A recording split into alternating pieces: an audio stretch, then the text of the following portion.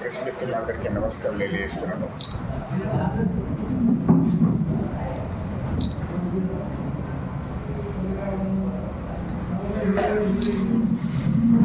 అయితే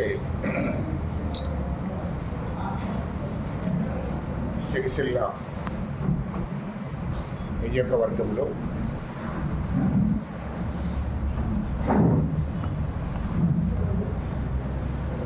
కేటీఆర్ ఎమ్మెల్యేగా మంత్రిగా ఇక్కడ పనిచేయడం జరిగింది. ఇక్కడ ఒక మాఫియాను తయారు చేసి మాఫియా చేతిలో ఈ సిరిసిల్ల నియోజకవర్గాన్ని పెట్టి మరి ఈ సిరిసిల్ల నియోజకవర్గంలో మరి వందలాది ఎకరాల భూములను ఒక మాఫియా ద్వారా వాళ్ళు కబ్జాలు పెట్టి ఒక మాఫియాని ఇక్కడ నుండి నడిపించడం జరిగింది. ఎందుకంటే ఈ నియోజకవర్గంలో ఉన్నటువంటి భూములను అన్యాయంగా గుంజుకొని అక్రమంగా గుంజుకొని మరి ఆ భూములను కబ్జాలు పెట్టి వాళ్ళు ఆ భూముల మీద మరి కోట్లాది రూపాయలు సంపాదించినటువంటి పరిస్థితి కేటీఆర్ అనుచర వర్గం. అందులో కేటీఆర్కు వాటా, ఆ మాఫియాకు వాటా. ఈ పద్ధతిలో నియోజకవర్గంలో కూడా నియోజకవర్గంలో ఉన్నటువంటి భూములను కూడా వదలలేదు. అదేవిధంగా దళితులకు సంబంధించినటువంటి భూమి 200 ఎకరాల భూమి, అది ఇందిరా అమ్మ కాలంలో ఇచ్చినటువంటి భూమి, అది కాంగ్రెస్ ప్రభుత్వం ఇచ్చినటువంటి భూమి. ఆ భూమిని కూడా లోకల్లో ఆ భూమిని కూడా గుంజుకొని వాళ్ళు స్వాధీనం చేసుకొని మరి ప్రభుత్వ కార్యక్రమాలు దాంట్లో నిర్మించారు. ఆ 200 ఎకరాలు స్వాధీనం, ఆ 200 ఎకరాలను సాగు చేసుకున్నటువంటి దళితులకు మరి వారి నష్టపరిహారం కూడా ఇవ్వలేదు.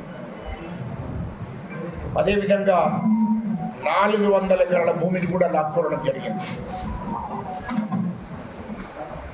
మరి ఈ విధంగా చెప్పుకుంటూ పోతే ఇవన్నీ కూడా కాంగ్రెస్ ప్రభుత్వం ఇచ్చినాయి. టీఆర్ఎస్ ప్రభుత్వం ఇచ్చినాయి కాదు, కాంగ్రెస్ ప్రభుత్వం ఇచ్చినాయి. ఈ తెలంగాణ మొత్తంలో ఉమ్మడి రాష్ట్రంలో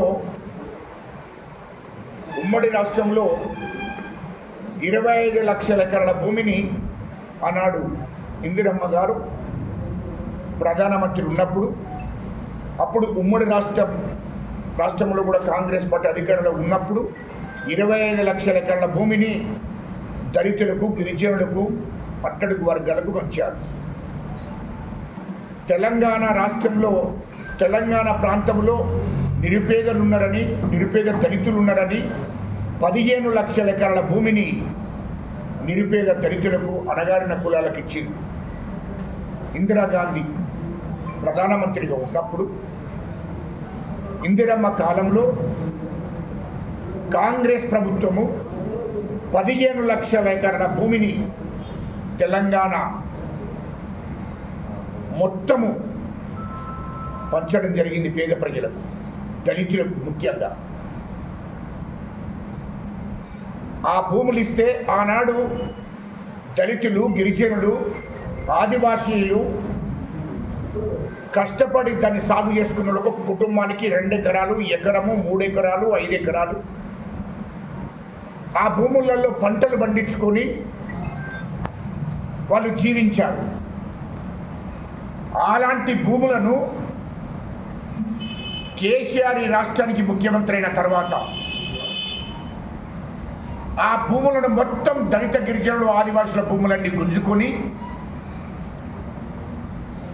వాళ్ళు కబ్జాలు పెట్టి రాష్ట్ర వ్యాప్తంగా ఆ ఏదైతే కాంగ్రెస్ ప్రభుత్వం ఇచ్చిందో, ఏదైతే ఇందిరమ్మ కాలంలో ఇచ్చినటువంటి భూములన్నీ కూడా గుంజుకొని ప్రభుత్వం సంబంధించిన ఆఫీసులను, అదేవిధంగా అదే ప్రభుత్వ భూములను మొత్తం కబ్జాలు పెట్టి భూదందాలు చేసి అందులో 1000 కోట్లు సంపాదించుకున్నారు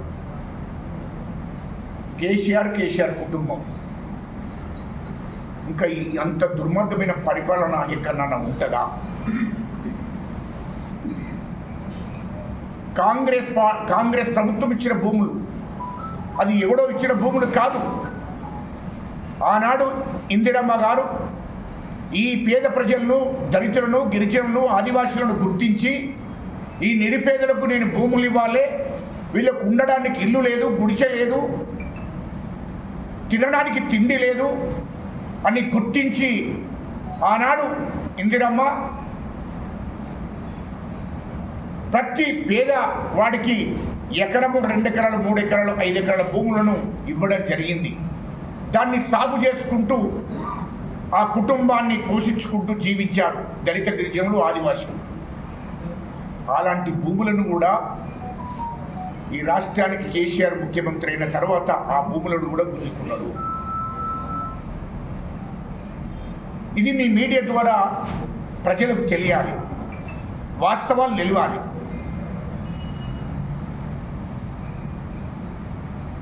అదే కాదు, ఇవాళ నీతులు చెప్తున్నారు చాలా.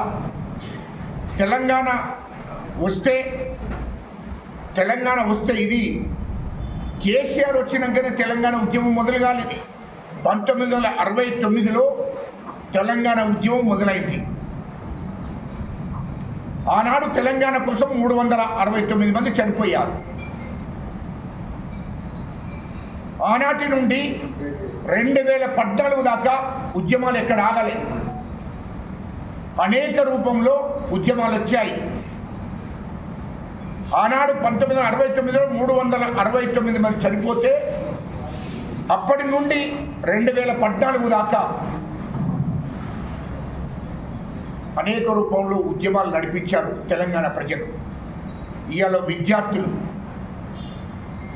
నక్సల్స్ ఖచ్చితంగా ప్రత్యేక తెలంగాణ కావలసిందే అని చెప్పి ప్రత్యేక తెలంగాణ కోసం ఉద్యమాలు నడిపారు. ఏం జరిగింది? ఆ తర్వాత కేసీఆర్ ఆలోచన చేశాడు. టీడీపీ పార్టీలో ఉండి కేసీఆర్ ఆలోచన చేసి వీళ్ళు తెలంగాణలో ఉన్నటువంటి దొరలను, భూస్వాములను ఈ తెలంగాణ నుంచి తరిమేశారు ఇక్కడ నుండి.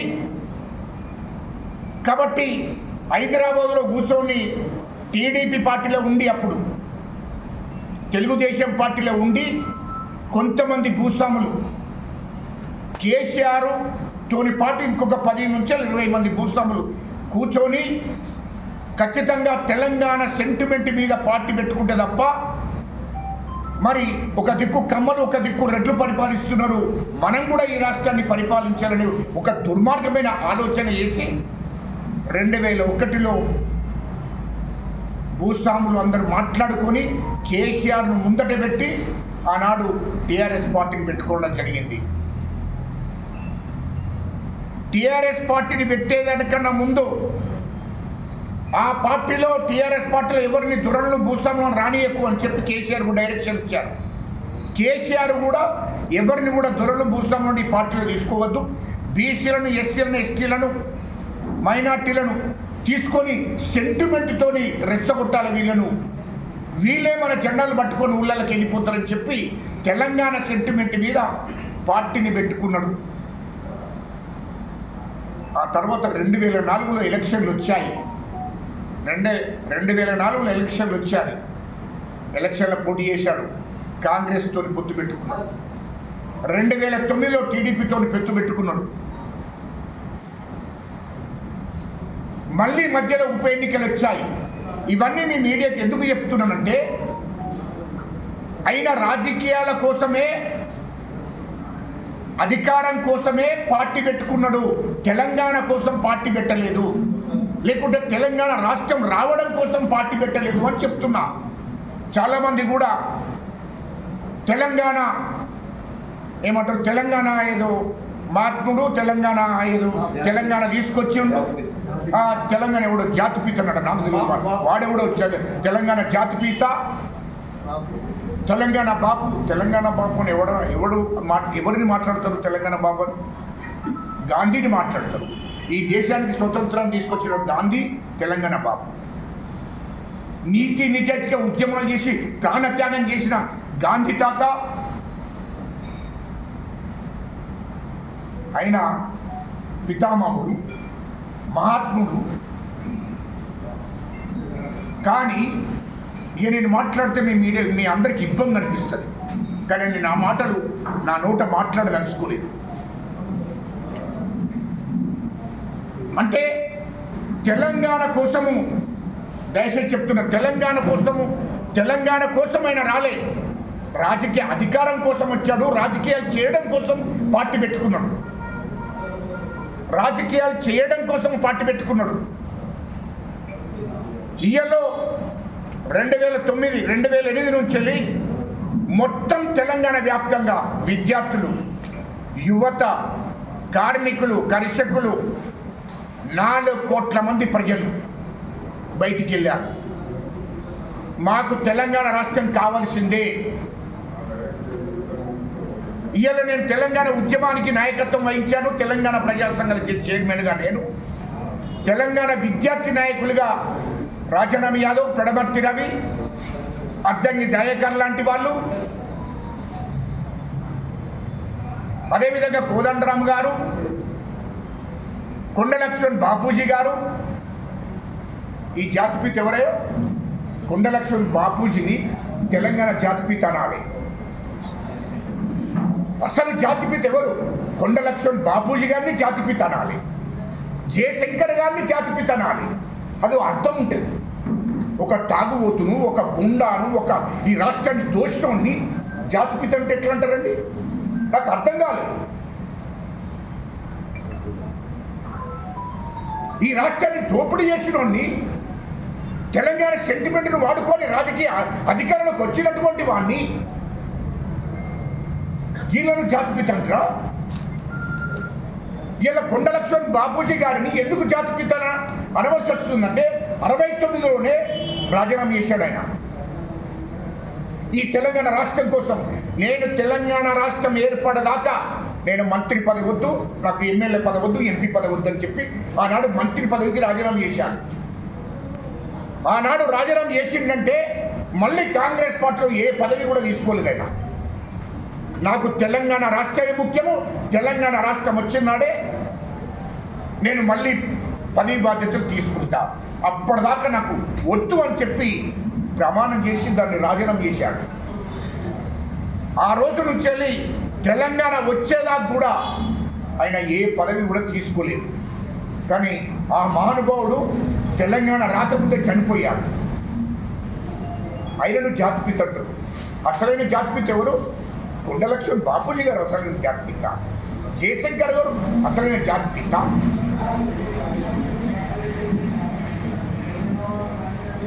అదేవిధంగా ఇవాళ మేము తెలంగాణ ఉద్యమం చేశాం.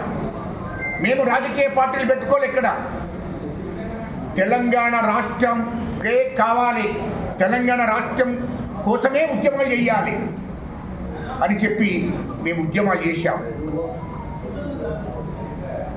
తెలంగాణ రాష్ట్రం కోసం ఈ తెలంగాణ రాష్ట్రం కావాలనే లక్ష్యంతో ఉద్యమాలు చేశాం. ఆయన ఏం చేశాడు? ఎన్నికలు ఓట్లు, రాజకీయ అధికారం, ఉప ఎన్నికలు,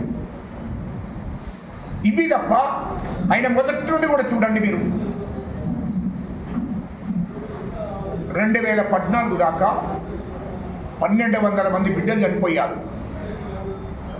1200 మంది బిడ్డలు చనిపోయారు. ఆ 1200 మంది బిడ్డలు 1200 మంది బిడ్డలు చనిపోయారు. ఆ 1200 మంది బిడ్డలు ఎవరు? ఎస్సీలు, ఎస్టీలు, బీసీలు, మైనార్టీలు, రెడ్లు. ఒక్క దొర ఉన్నాడు అవే దాంట్లో. కేసీఆర్ కుటుంబంలోకి వెళ్ళి ఎవరన్నా ఒక్కరన్నా ఉన్నాడా? కేసీఆర్ మంచిగానే ఉన్నాడు, కేటీఆర్ మంచిగానే ఉన్నాడు, కవిత మంచిగానే ఉన్నది, సంతోష్రావు మంచిగానే ఉన్నాడు, హరీష్ రావు మంచిగానే ఉన్నాడు. ఒక్కడ నా కుటుంబంలోకి వెళ్ళి వచ్చిండావే? పోనీ ఆ సామాజిక వర్గం నుంచి ఒక్కడన్నా మరి ఇట్లా త్యాగం చేసినట్టే వాళ్ళు తెలంగాణ కోసం వాళ్ళ త్యాగం ఏంటి అని నేను అడుగుతున్నా. మేము త్యాగం చేసినాము అని ఏం త్యాగం చేశారు తెలంగాణ కోసం? అది చెప్పాలి తెలంగాణ ప్రజలకు. తెలంగాణ ప్రజలు త్యాగం చేశారు తెలంగాణ రాష్ట్రం కోసం. తెలంగాణ ప్రజలు త్యాగం చేశారు. ఆనాడు తెలంగాణ కోసము 1200 మంది బిడ్డలు చనిపోయారు. వాళ్ళ కడుపు కోత మిగిలింది. వాళ్ళ చావుల మీద ఈ ఉద్యమాలతోని తెలంగాణ రాష్ట్రం ఏర్పడ్డది. అదే నేను ఒక్కటి అడుగుతున్నా, ఆనాడు ఎంపీగా ఉన్నాడు కేసీఆర్, టీఆర్ఎస్ పార్టీ అధ్యక్షునిగా తెలంగాణకు అధ్యక్షుడు కాదు, టీఆర్ఎస్ పార్టీ అధ్యక్షునిగా ఎంపీగా ఉన్నాడు. 2009 నుంచి 2014 దాకా ఎప్పుడన్నా పోయి పార్లమెంట్లో మాట్లాడా తెలంగాణ ఇవ్వని. ఒకవేళ మీకు మీ దగ్గర ఏమైనా ఉంటే, మీ మీడియానే కదా, మీ దగ్గర ఏమైనా ఉంటే మీరు దాన్ని తీసి పెట్టండి. పార్లమెంట్లో పోయి ఇగో తెలంగాణ కావాలి అని ఒక్కరోజు పార్లమెంట్కి పోయి మాట్లాడిండా? మాట్లాడలేదు. పార్లమెంట్లో బిల్ అయ్యే రోజు కూడా ఢిల్లీలో ఎంపీ క్వార్టర్స్లో ఉండి మంచిగా మందు దాక్కుంటా ఎంపీ క్వార్టర్స్లో ఉన్నాడు తప్ప ఆయన పార్లమెంట్కి పోలే. ఎవరైనా తెలంగాణ తెచ్చినోడు? మేము తెలంగాణ కోసము ఈ రాష్ట్రంలో ఉన్నటువంటి ఎమ్మెల్యేలను, ఎంపీలను, మంత్రులను, అన్ని పార్టీల వాళ్ళను, కాంగ్రెస్ పార్టీ వాళ్ళను, టీడీపీ పార్టీ వాళ్ళను, సిపిఐ వాళ్ళను, సిపిఎం వాళ్ళను, బీజేపీ వాళ్ళను అందరినీ ఏకం చేసి మీటింగ్ పెట్టి, నిజాం క్లబ్లో మీటింగ్ పెట్టి మీరందరూ ఢిల్లీకి పోవాలని చెప్పి ఒత్తిడి తీసుకొచ్చినాం. మేము తెలంగాణ ఉన్నటువంటి బీసీలను, ఎస్సీలను, ఎస్టీలను, మైనార్టీలను, రెడ్లను అందరినీ ఏకం చేసి తెలంగాణ ఉద్యమానికి పునాది చేసిన వాళ్ళము, ఉద్యమాలు చేసిన వాళ్ళము. అదేవిధంగా చంద్రబాబు నాయుడు దగ్గరికి నేను వెళ్ళాను. అయ్యా నువ్వు లేఖ ఇయ్యి తెలంగాణకు అనుకూలంగా, గతంలో ఇచ్చింది కాదు ఇప్పుడు లేఖ ఇవ్వాల్సిందే అని చెప్పి ఆయన ఒప్పించి మెప్పించి కేంద్ర ప్రభుత్వానికి లేఖ ఇప్పించాం. అదేవిధంగా వైఎస్ఆర్ పార్టీ జగన్ గారిని కూడా లేఖ ఇప్పించాం. మరి ఆయన ఎవరితోని మాట్లాడాడు? ఆనాడు ప్రతిపక్ష పార్టీ నాయకుడు చంద్రబాబు నాయుడు.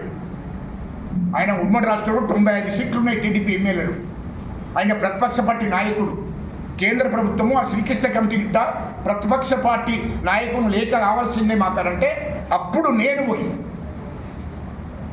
నాతోని పాటు ఉన్నటువంటి తెలంగాణ జేసీలో ఉన్నటువంటి నాయకులు అందరం పోయి చంద్రబాబు నాయుడు గారిని ఒప్పించి మెప్పించి లేఖ ఇప్పించాం. మరి తెలంగాణలో అన్ని రాజకీయ పార్టీలు ఏకం ఏం చేశాం? మరి తెలంగాణ కోసం కొట్లాడినట్టు నీ పార్టీ కోసం మీటింగ్లు పెట్టుకున్నావు, నీ కాదంటే తెలంగాణలో నీ పార్టీ బలోపేతం చేసుకోవడం కోసం బహిరంగ సభలు పెట్టుకున్నావు. దాన్ని నేను కాదనడం లేదు. టీఆర్ఎస్ పార్టీ అధ్యక్షుడివి, నేను కాదనడం లేదు. ఇలా మేమంతా ఉద్యమాలు చేస్తే మా ఉద్యమాలను మా సోనియా గాంధీ తల్లి, తెలంగాణ తల్లి, ఈ తెలంగాణ ప్రజలందరూ కూడా ఉద్యమాలు పోరాటాలు చేస్తున్నారని చెప్పి చూసి చలించిపోయి తెలంగాణ రాష్ట్రం ఇచ్చింది. 1200 మంది బిడ్డలు చనిపోవడానికి 1200 మంది బిడ్డలు చనిపోయారు. చలించిపోయి ఏడ్చారు మా అమ్మగారు సోనియా గాంధీ గారు. తెలంగాణ ఇచ్చింది. ఉద్యమాలు 4 కోట్ల మంది ప్రజలు చేస్తున్నారు. ఈ ఉద్యమ నాయకులందరూ ఉద్యమాలు చేస్తున్నారని చెప్పి ఆలోచన చేసి అనేక సార్లు అమ్మగారి దగ్గరికి పోయి దండం పెట్టి, అమ్మ పరిస్థితి ఇక్కడ ఇట్లున్నదని చెప్పి మేమందరం ఉద్యమకారులందరం వివరిస్తే అప్పుడు ఆమె చలించిపోయి తెలంగాణ ఇవ్వాల్సిందని నిర్ణయం తీసుకున్నది తప్ప కేసీఆర్ తెలంగాణ తెచ్చిందంటే ఎక్కడ తెచ్చాడో చెప్పానండి. 2009 నుంచి 2014 దాకా మరి సోనియా గాంధీ అమ్మను కానీ ఆనాటి ప్రధానమంత్రి గారిని కానీ ఎక్కడన్నా కలిసినట్టు ప్రూఫ్ ఇవ్వండి. తెలంగాణ లేదు, పార్లమెంట్లో పోయి కొట్లాడినట్టు ప్రూఫ్ ఇవ్వండి. 2009 నుంచి 2014 దాకా మరి లేదే. ఇయ్యలో ఈ 1200 మంది చనిపోవడానికి కారణం కూడా కేసీఆర్, కేటీఆర్ వాళ్ళ కుటుంబమే. శ్రీకాంతాచారి చనిపోవడానికి కారణం కూడా కేసీఆర్, కేటీఆరే, హరీష్ రావే.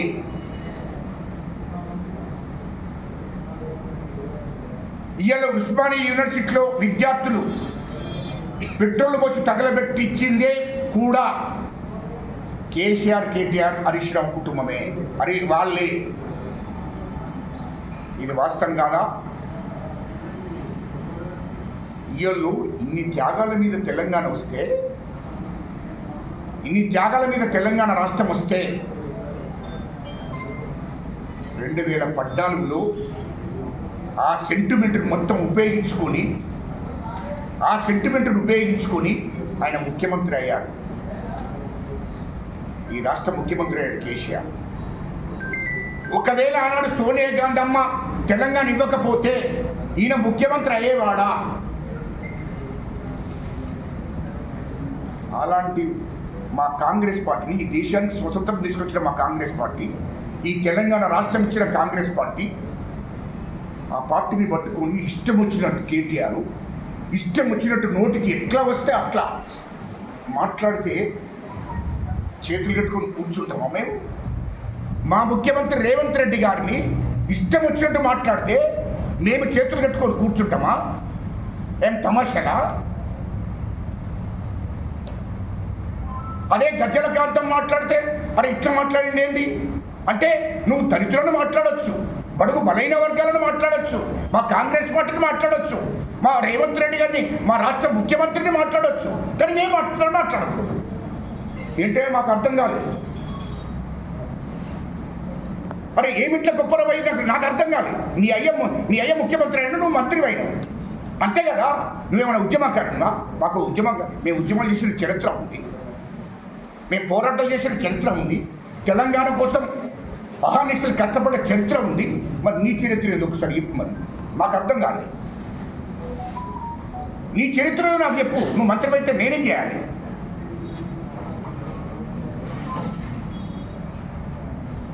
చరిత్ర ఎందుకంటే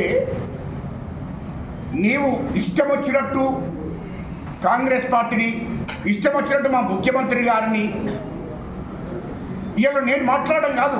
నువ్వేం మాట్లాడావు? నువ్వు చదువుకున్నావు కదా, నువ్వు మాజీ మంత్రివి కదా,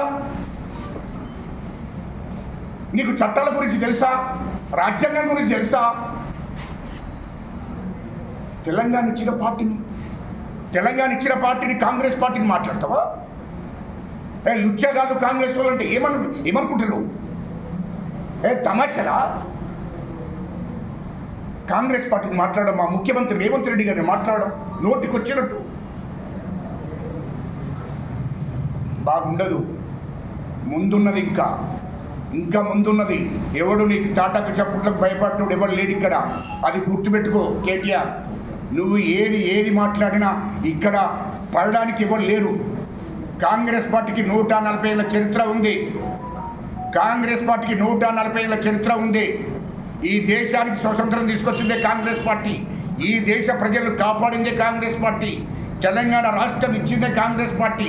మా సోనియమ్మ 4 కోట్ల మంది ప్రజలు సంతోషంగా జీవిస్తారనే ఆలోచనతో తెలంగాణ ఇచ్చింది. అటువంటి తెలంగాణ ఏమైంది? ఈ అసలు సంగతి మాట్లాడుకుందాం. తెలంగాణ ఇచ్చడానికి ఏమైంది? తెలంగాణ రాష్ట్రం వచ్చినాక ఏమైంది? అప్పుడు విద్యార్థులు, ఉద్యమకారులు, చనిపోయిన అమరవీరులు ఏమని కలగన్నారు? ఈ తెలంగాణ రాష్ట్రం ఏర్పడితే మాకు ఉద్యోగాలు వస్తాయి, ఇంటికో ఉద్యోగం వస్తుంది, మేము ఇక్కడ నీళ్ళు వస్తాయి, నిధులు వస్తాయి, సంపద వస్తుంది, మేము సంతోషంగా జీవిస్తాము, మా ప్రత్యేక రాష్ట్రంలోని ఆలోచన చేశారు. అందుకోసం ఉద్యమాలు చేశారు. మరి అవన్నీ కూడా ఏం జరిగినాయి? ఇలా ఏం జరిగింది? తెలంగాణలో ఎంత దోపిడీ జరిగింది తెలంగాణ సోదరులారు. ఇందులో నా వ్యక్తిగత ఏం లేదు. ఇది నా తెలంగాణ కోసం ఉద్యమం చేసినాం కాబట్టి, ఒక తెలంగాణ ఉద్యమకారునిగా మా సోనియా గాంధీ తల్లి తెలంగాణ ఇచ్చినది 4 కోట్ల ప్రజల కోసం కాబట్టి నేను ఇది మాట్లాడవలసి వస్తుంది. ఈలో కాళేశ్వరం ప్రాజెక్టును పెట్టాడు కేసీఆర్. 70,000 కోట్లు దాని మొత్తం ఖర్చు. 70,000 కోట్ల నుంచి వెళ్ళి 150,000 కోట్లకు పెంచాడు. 80,000 కోట్లు దోశాడు. దాని మీద విచారణ జరుగుతుంది. మా ముఖ్యమంత్రి రేవంత్ రెడ్డి గారు ఆనాడు పిసిసి అధ్యక్షుడు ఉన్నప్పుడే చెప్పాడు, కాళేశ్వరం ప్రాజెక్టులో స్కామ్ జరిగింది, కాళేశ్వరం ప్రాజెక్టు పేరు మీద 1,000 కోట్లు దోశారు, ఖచ్చితంగానే మేము కాంగ్రెస్ పార్టీ అధికారులకు రాగానే దాని మీద విచారణ చేపిస్తుందని ఆనాడే చెప్పాడు. కాబట్టి దాని మీద విచారణ జరుగుతుంది. 70,000 కోట్ల ప్రాజెక్టు నువ్వు 150,000 కోట్లకు పెంచావే, 80,000 కోట్లు దోసుకున్నవే. ఎవరి డబ్బదంతా? తెలంగాణ రాష్ట్ర ప్రజల చెమట, తెలంగాణ రాష్ట్ర ప్రజల రక్తం అది. మరి అంత దోస్తే అది ఎవరి డబ్బు సొమ్ము అనుకుంటున్నావు? దానికి విచారణ జరుగుతుంది. ప్రభుత్వం విచారణ చేస్తుంది. దానికి ఒక కమిషన్ వేశారు, దాన్ని విచారణ చేస్తున్నారు. విచారణలో వాస్తవాలు తేలుతాయి, అప్పుడు చట్టపరమైన చర్య తీసుకుంటారు. అది ఓకే పట్టాలి కదా, విచారణ జరుగుతుంది. నువ్వు నీటి పరిణం అయితే బయటపడండి. అదేవిధంగా రాష్ట్రంలో ప్రాజెక్టులన్నీ కట్టి ఆ ప్రాజెక్టులలో ప్రతి దాంట్లో స్కామే. 1,000 కోట్లు దోశారు. 1,000 కోట్లు. ఇది వాస్తవం కాదా? అన్నింటి మీద విచారణ జరుగుతుంది. ఎందుకు తొందరపడుతున్నావు? ఎందుకు మా ముఖ్యమంత్రి గారిని మాట్లాడుతూ తొందరపడకు? విచారణ జరుగుతుంది కదా.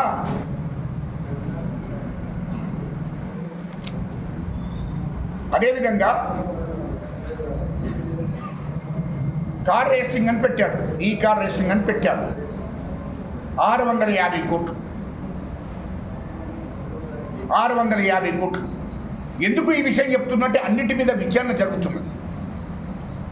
650 కోట్లకు ఒప్పందం చేసుకొని ఆ డబ్బు 650 కోట్లు కార్ రేసింగ్లో పెట్టి ఆ కంపెనీకి ఇచ్చి 49 కోట్లు పార్టీ ఫండ్ కింద తీసుకున్నారు వాళ్ళ దగ్గర. టీఆర్ఎస్ పార్టీ ఫండ్ కింద 49 కోట్లు రిటర్న్ తీసుకున్నారు. ఈ కార్ రేసింగ్ కంపెనీ ఏదైతుందో ఆ కంపెనీ వాళ్ళకి ఇచ్చేసి మళ్ళీ తిరిగి 49 కోట్లు టీఆర్ఎస్ పార్టీ తీసుకున్నది. ఇంకో విషయము, 2023 నవంబర్లో ఎన్నికల కోడ్ వచ్చింది. 50 కోట్లు ప్రభుత్వ ఖజానా నుండి ఇదే కేటీఆర్ ప్రభుత్వ ఖజానా నుండి ఎన్నికల కోడ్ ఉన్నది. వాస్తవానికి వేరే దేశానికి డబ్బులు పంపాలంటే ఆర్బీఐ పర్మిషన్ తీసుకోవాలి. అరే చదువుకున్నావేమో కదా భయ్, నువ్వు క్యాబినెట్ మంత్రివి, కాగిత సిస్టమ్ తెలియకుండా నువ్వు ఎట్లా మంత్రి అయినావో నాకు తెలియదు.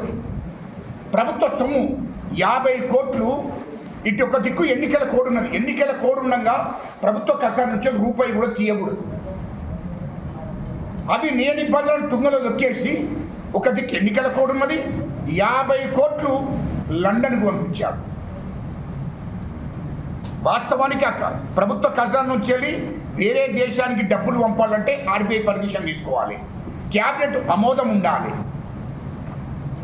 ఎన్నికల కోడు నువ్వు లెక్కలకు తీసుకోలేదు, క్యాబినెట్ ఆమోదం చేయలేదు, ఆర్బీఐ పర్మిషన్ తీసుకోలేదు, 50 కోట్లు లండన్ పంపించారు. ఇదంతా ఇవ్వడపు సుమరవి నాకు అర్థం కాలేదు. అంటే మీరు ఎన్ని దోసుకుంటా మీరు విచారణ చేయకూడదు. ఇది జరిగింది. ఇయర్లో రాష్ట్రంలో కేసీఆర్ కేటీఆర్ 8 లక్షల కోట్లు అప్పు చేశారు రాష్ట్ర ప్రభుత్వానికి. 8 లక్షల కోట్లు. దాంట్లో 3 లక్షల కోట్లు దోసుకున్నారు. 3 లక్షల కోట్లు కేసీఆర్ కేటీఆర్ కుటుంబం 8 లక్షల కోట్లు అప్పు చేశారు. తెలంగాణ రాష్ట్రం ఏర్పడే రోజు 65,000 కోట్లు మిగులు బడ్జెట్. ఉమ్మడి రాష్ట్రం విడిపోయేటప్పుడు ఏమైంది? 65,000 కోట్లు మిగులు బడ్జెట్ ఉంటే ఉమ్మడి రాష్ట్రంలో అది. కానీ కేసీఆర్ ముఖ్యమంత్రి అయినాక 8 లక్షల కోట్లు అప్పు చేశారు.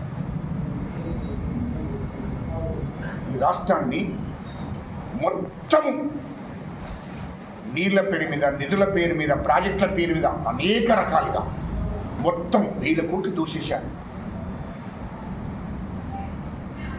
ఇది వాస్తవం కాదా? అందుకోసమే కాళేశ్వరం ప్రాజెక్టు మీద విచారణ జరుగుతుంది, ఈ కార్ రేసింగ్ మీద విచారణ జరుగుతుంది. అదేవిధంగా పోటాపిక్ తర్వాత దాని విషయం చెప్తారు. తర్వాత హైదరాబాద్ చుట్టూ ధరణి తీసుకొచ్చాడు. ముఖ్యంగా మీకు మీ మీడియా ద్వారా నేను ప్రజలకు చెప్పాలని వచ్చాను. హైదరాబాద్ చుట్టూ 30,000 ఎకరాల భూమి. ఆ 30,000 ఎకరాల భూమి నిజాం వంశస్థులకు సంబంధించింది. దానికోసం ధరణి తీసుకొచ్చాడు.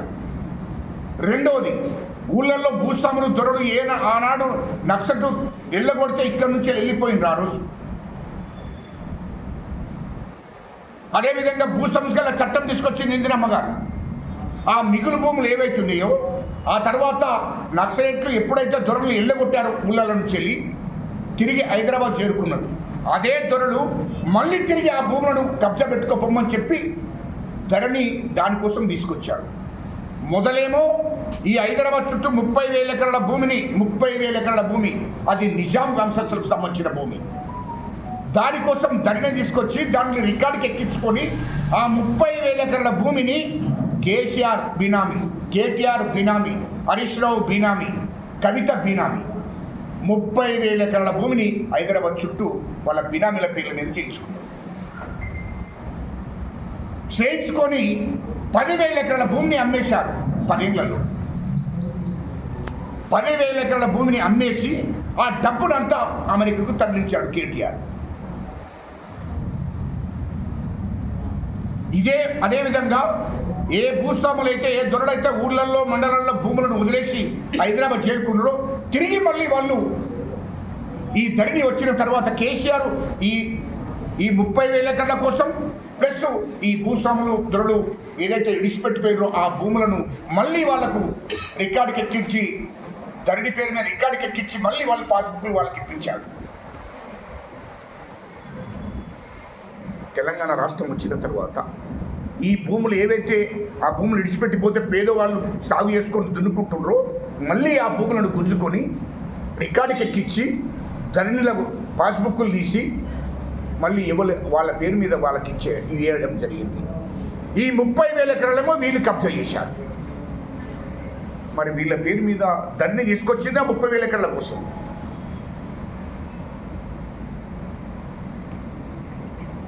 మరి ఇవన్నిటి మీద విచారణ జరగాలి కదా. 2014 ముందు మీ ఆస్తులు ఎంత, 2014 తర్వాత మీ ఆస్తులు ఎంత,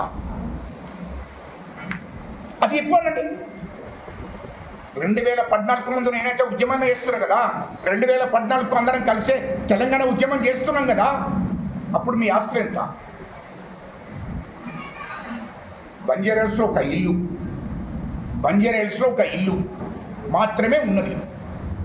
మరి అటువంటిది ఇయ్యల్లో మొత్తము తెలంగాణ రాష్ట్రాన్ని మొత్తం దోసేసి 40,000 కోట్లతోని అమెరికాలో కంపెనీ పెట్టాడు కేటీఆర్. ఎక్కడి నుండి వచ్చిందా ఇది? దుబాయ్లో 25,000 కోట్లు పెట్టి అక్కడ ఒక కంపెనీలో పార్ట్నర్ ఉన్నాడు అక్కడ దుబాయ్ రాజుతోని. అదేవిధంగా లండన్లో 30,000 కోట్లతోని అక్కడ కంపెనీ పెట్టాడు లండన్లో. ఈ డబ్బంతా ఎక్కడి నుండి వచ్చిందో తెలంగాణ ప్రజలకు ఎక్కువ అంటున్నది. ఈ డబ్బంతా ఎక్కడి నుండి వచ్చింది నీకు, అది ఎక్కువ అంటున్నాను. వేరే ఏం లేదు. 2014 ముందు ఇవన్నీ లేవు కదా నీ దగ్గర. ఇప్పుడు ఎక్కడి నుండి వచ్చిందో అది ప్రజలకు చెప్పు. మీరు ఇతర దేశాలలో పెట్టుబడులు పెట్టి మీ కుటుంబం ఈ తెలంగాణ మొత్తం దూసేసిరా లేదా? అది ఎప్పటి దూసేది కదా. ఈ డబ్బంతా ఎక్కడి నుండి వచ్చింది? కవితకు దుబాయ్లో 3 ప్లాట్లు ఉన్నది 500 కోట్లతో. అది దుబాయ్ రాజులుండే ఏరియాలో. అది ఎక్కడి నుండి వచ్చినాయి అవి? ఇదే కేటీఆర్ అమెరికాలో అక్కడ మొత్తం రాజులు జీవించేటువంటి మొత్తం పెద్ద గెస్ట్ హౌస్ కొడుకు ఇల్లు 1000 కోట్లతో కట్టాడు. ఎక్కడి నుంచి వచ్చినాయి అవన్నీ? 1000 ఎకరాలు కొన్నాడు అక్కడ. ఎక్కడి నుండి వచ్చింది డబ్బంతా? అమెరికాలో, లండన్లో ఇల్లు కొన్నావు. ఎక్కడి నుండి వచ్చింది ఇదంతా? ఈ డబ్బంతా ఎక్కడి నుండి వచ్చిందో చెప్పు.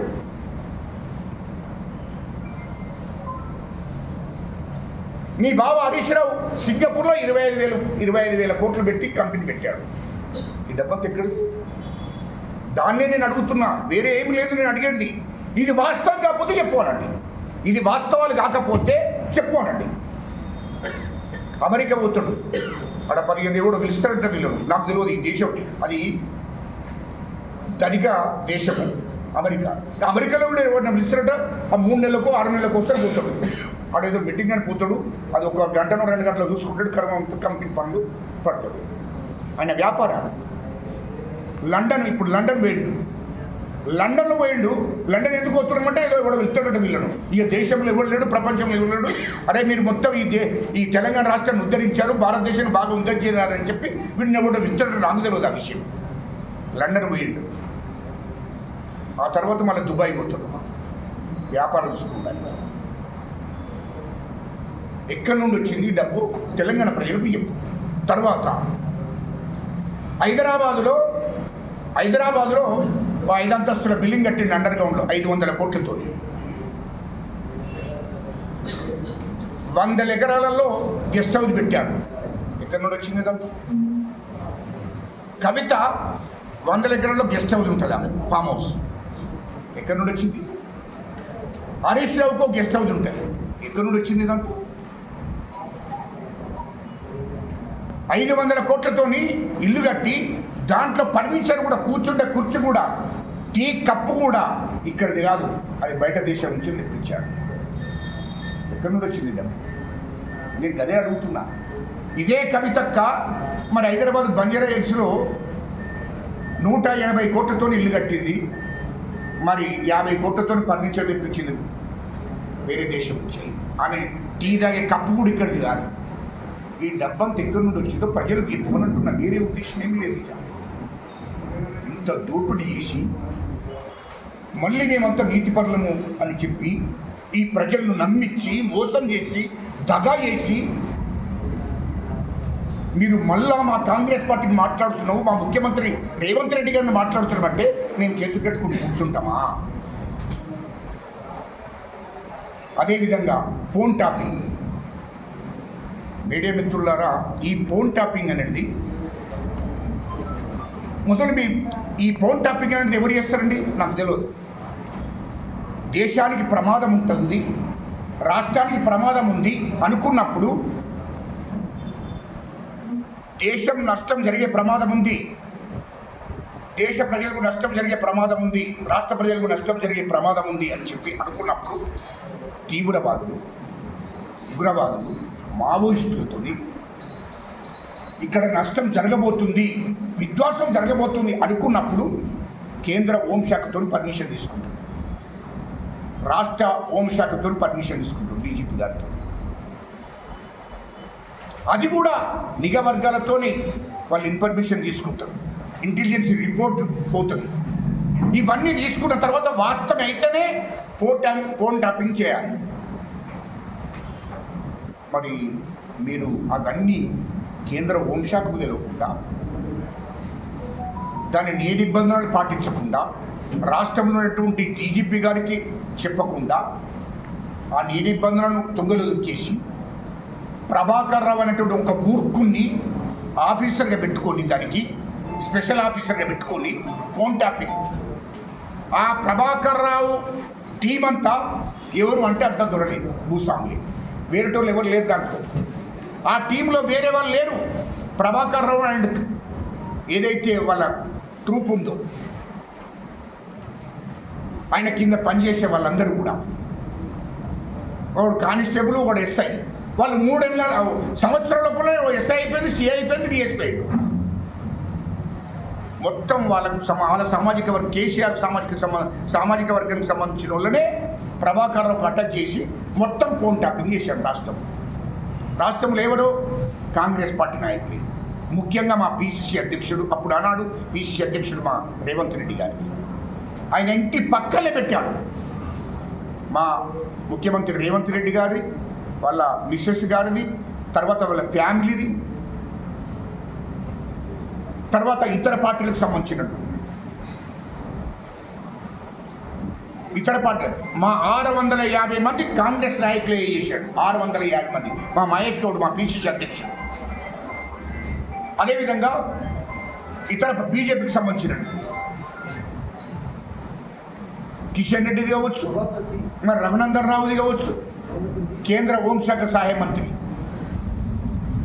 బండి సంజయ్ గారిది, వీళ్ళందరి ఉంటాయి. అరవింద్ గారిది, అదేవిధంగా అన్ని రాజకీయ పార్టీ నాయకులే అందరి చేశాడు. మరి రాజకీయ నాయకులే చేశాడా? ఫ్యామిలీతో సహా, భార్యాభర్తలై, పిల్లలై. మరి దాంతో ఆగిండా? ఆగలేదు. కాంట్రాక్టులు, బిజినెస్ వాళ్ళై, బిల్డర్లై, అదేవిధంగా చర్చిలై, అదేవిధంగా సినిమా ఇండస్ట్రీ వాళ్ళై, హీరోలై, హీరోయిన్లై. ఇది కేసీఆర్ ఏమో రాజకీయ నాయకుల్ని ఏమన్నాడు, కేటీఆర్ ఏమో బిజినెస్ వాళ్ళై, కాంట్రాక్టర్లై, బిల్డర్లై, జ్యువెలర్ షాప్ వాళ్ళై, సినిమా ఇండస్ట్రీ వాళ్ళై, సినిమా హీరోలై, హీరోయిన్లై. ఎవరు ఏమన్నారు? కేటీఆర్ ఏమన్నారు. ఇవన్నీ కూడా భార్యాభర్తలు మాట్లాడుకుంటే ఆడపిల్లలై కూడా ఫోన్ ట్యాపింగ్ చేయించాడు కేటీఆర్. ఇంకా ఇంత దుర్మార్గమైనటువంటి వ్యవస్థ ఎక్కడ ఉంటుందా? ఎక్కడ ఉంటాడు? 10 ఏళ్ళు, 10 సంవత్సరాలు ఇష్టం వచ్చినట్టు వాళ్ళు ఇంత విధ్వంసం చేసి, ఇంత దుర్మార్గమైనటువంటి ఆలోచన చేసినటువంటి వాళ్ళను క్షమిస్తారా? సినిమా హీరోలు అయితే సినిమా ఇండస్ట్రీకి సంబంధించిన అందరికీ కూడా చేసి, వీళ్ళందరూ చేసి ఏం చేశాడు? ఒక్కొక్క బిజినెస్ వాళ్ళని బెదిరించుకుంటూ, నువ్వు మాట్లాడే మొత్తం తెలుసు. వాళ్ళ పర్సనల్ ఎన్నో మాట్లాడుకుంటాం, మొత్తం తెలుసు. వాళ్ళ దగ్గర 100 కోట్లు, ఒక దగ్గర 50 కోట్లు, ఒక దగ్గర 20 కోట్లు. బిజినెస్ వాళ్ళ దగ్గర, వ్యాపారాల దగ్గర, జ్యువెలర్ షాప్ వాళ్ళ దగ్గర మీరు ఎక్కడెక్కడి నుంచి ఏమేమి మాట్లాడుతున్నారో మొత్తం తెలుసు. వాళ్ళు బ్లాక్మెయిల్ చేసి సినిమా ఇండస్ట్రీ వాళ్ళ దగ్గర, ఇక సినిమా హీరోయిన్లను పాపం కొత్తగా వచ్చిన పిల్లలు వాళ్ళను కూడా ఫోన్ ట్యాపింగ్ చేసి వాళ్ళను లోపరుచుకున్నాడు కేటీఆర్. అంటే ఇంత దుర్మార్గంగా ఎక్కడ ఉంటుంది? వాస్తవాలు ఉంటేనే మాట్లాడుతున్నాం. వాళ్ళ మీరు కూడా ఇంకో ప్రశ్న ఉండొచ్చు, కాంతం ఇవన్నీ ఉన్నాయా? ఇవన్నీ రికార్డు ఉంది కాబట్టి చెప్తున్నాను. అందుకోసం విచారణ జరుగుతుంది, ప్రభుత్వం విచారణ చేపిస్తుంది కదా. నువ్వు ఎంతమంది హీరోయిన్లను, ఆడపిల్లల ఫోన్ ట్యాపింగ్ చేయలేదయ్యా? వాళ్ళను లోపరుచుకొని నువ్వు ఇంత దుర్మార్గంగా నీ రాజకీయ అధికారాన్ని అడ్డం పెట్టుకుని, మంత్రి పదవిని అడ్డం పెట్టుకుని ఇవన్నీ చేస్తుంటే ఇంకా మేము మాట్లాడుకుంటామా? ఇప్పుడు ఫోన్ ట్యాపింగ్ చేసిన ఉంటే ఫోన్ మాట్లాడుకుంటే మా హక్కులు, వాళ్ళ హక్కులను కాలరాశావు, వాళ్ళ ఆత్మగౌరవాన్ని దెబ్బతీశావు. మరి ఇంత దుర్మార్గమైన పరిపాలన ఎక్కడ నన్ను ఉంటుందా అని మేము అడుగుతున్నాం. ఎక్కడ నన్ను ఉంటుందా? ఈ రాష్ట్రాన్ని దోశావు, ఈ రాష్ట్ర ప్రజలను దోశావు, చివరికి అట్టే ఫోన్ ట్యాపింగ్ చేశావు. కాబట్టి ఒకటి మాత్రం గుర్తుపెట్టుకోండి, అన్నిటి మీద విచారణ జరుగుతుంది. వీళ్ళను కేసీఆర్ను, కేటీఆర్ను హైదరాబాద్లో చార్మినార్ దగ్గర ఉరి వేస్తే కూడా తక్కువనే, వీళ్ళను ఉరేయవలసింది ఎక్కడ? అందుకోసమే విచారణ జరిగినాక వీళ్ళని డైరెక్ట్ తిహార్ జైలు, అసలు వాస్తవానికి అండమాన్ జైలు ఓపెన్ ఉంటే అండమాన్ జైలుకు పంపవలసిందే వీళ్ళను, కానీ ఖచ్చితంగా తిహార్ జైలుకు పంపవలసిందే. పోతారు కేసీఆర్, కేటీఆర్ కుటుంబం ఖచ్చితంగా తిహార్ జైలుకు పోతుందని చెప్పి సందర్భంగా తెలియజేస్తుంది.